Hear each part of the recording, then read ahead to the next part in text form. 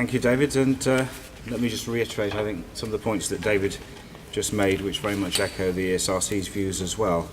So, thank you for inviting me. Delighted to be here. Delighted that the rain has kept away as well.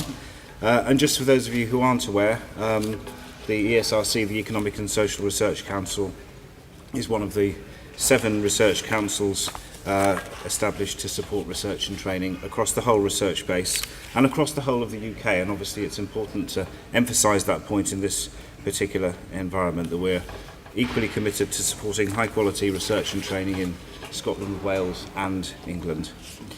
One or two of you here may recall that I used to be head of postgraduate training at the ESRC some time ago in the late 1990s, early 2000s.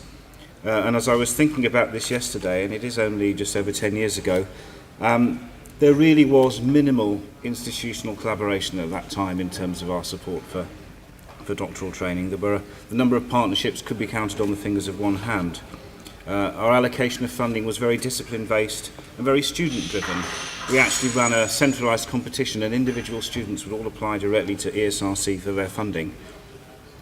So I think you can see how far we, and indeed I think all of the research councils, have moved over the last 10 years towards a more strategic approach to how we support doctoral training. That we try to bring together areas of strength in a more coherent, flexible and I think effective way than we did previously. And I think I should emphasise as well how important doctoral training is to the ESRC's overall remit and activities. Just to throw a couple of figures at you, in the current financial year we will be spending £50 million on doctoral training out of our budget of 180 million. So that's about 28% of our budget that goes on doctoral support. Let me just say a few things briefly about the DTC network more generally, so you can see where the Welsh collaboration sits in the broader scheme of things. We support 21 DTCs, 9 of which are collaborative between institutions. So that actually brings in 47 HEIs across the whole of the UK. And as you might expect, the Wales DTC is one of the largest, and also, as you might expect, one of the most geographically dispersed and challenging in terms of the logistics. And what we want to see, I think, is a very close relationship between ESRC and our DTCs. As I've just mentioned, in terms of the funding, you are amongst our biggest investments in financial terms, and we want the relationship to be based on one of genuine partnership rather than the ESRC simply being seen as the bureaucrats in Swindon telling everybody else how to do their business.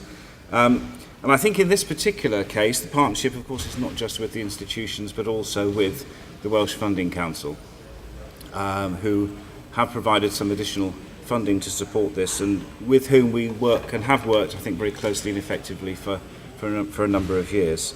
And certainly, I think I can recall the meeting with HEFQ, and Phil was present when the initial discussions took place about how we might work together to support the Wales DTC.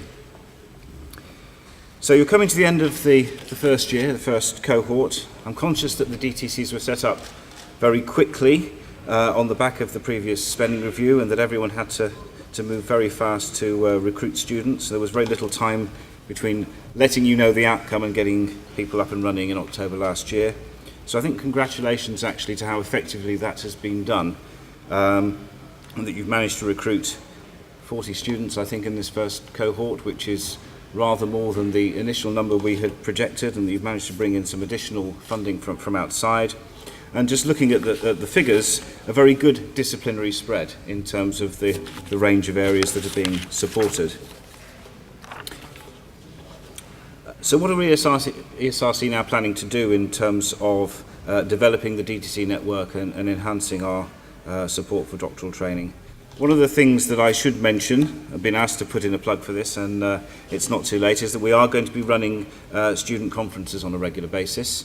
And the first one for first year students, so that is the first cohort of DTC students, is taking place in September, in early September in Brighton. If anyone's interested or wants to know more about that and hasn't had the information, my colleague Paul Mellor, who's sitting just there, who's the case officer for the Wales DTC, would be happy to talk to you over lunch.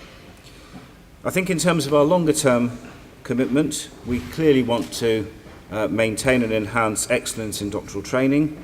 We want to increase the number of opportunities for the students that are supported, particularly in terms of the opportunity to work with other organisations outside of the academy, to enable greater collaboration between institutions, other funders and organisations in business, the public sector and the third sector, and to enable that flexibility that I referred to earlier. And I think one final point that is certainly quite prominent on our agenda at the moment is to encourage greater cross-disciplinary collaboration, working with the other research councils across RCUK, and I think that's an area where we might expect to see further developments and progress over the next year or so. And we just keep our fingers crossed for the next spending review that the research budget is not affected too detrimentally, and that we can maintain our current level of support for doctoral training for the foreseeable future. Okay, well that's all from me. Let me just briefly introduce the next speaker so we can move on quickly, who's Professor Knohl Thompson, a well-known political economist and historian who's worked at the University of Swansea since 1979, where he's held several key roles, including head of the Department of History and head of the School of Humanities, and is currently a Pro-Vice-Chancellor for Research and a member of the ESRC Wales DTC steering group. So thank you for listening, Professor Thompson.